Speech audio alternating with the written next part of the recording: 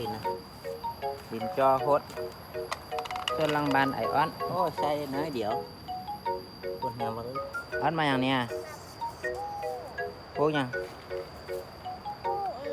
ปลูกยังแกงโคดินเกินเท่าดินโอ้ยุงเริ่มมาแล้วลูกชอบเป็นคนผม โค้งเข้ามานะเมื่อกี้นะมันชันด้วยนะได้แต่อันยังกันยังกัน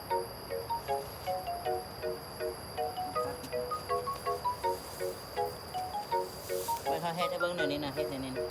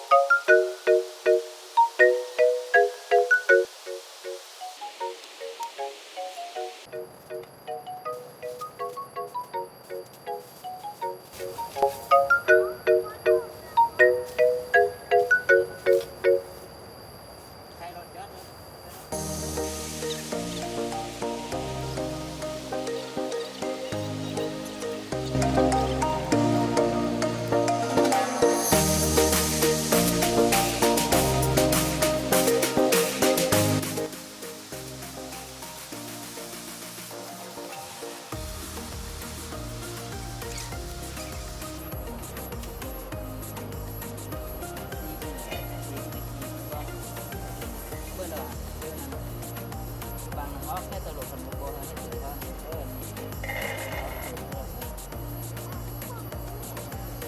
บางที่ว่าบางลูกตัวนี้ว่า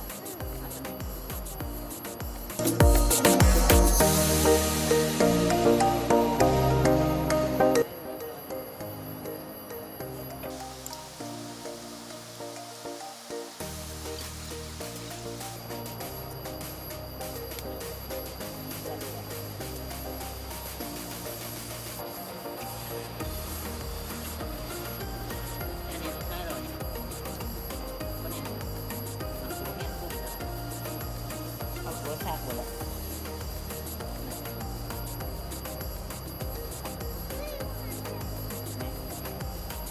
โอ้หมาเห็นตัวนะ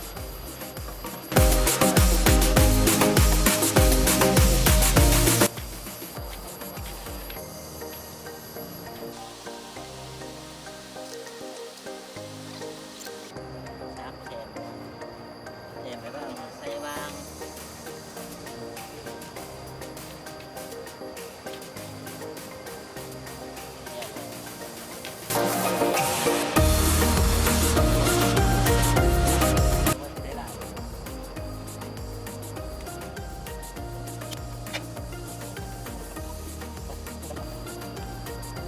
โอ้ใช่น้อยเดี๋ยวปวดหัวเลยนะพอดีนะดินจอโคตรต้นลังบานไอออนอันก็มาใช้ซอยมานี่ฮอตข้าฮอตขิงฮอตเพือกเพือกหางมันนี่นะกลมอย่างเพือกหางมัน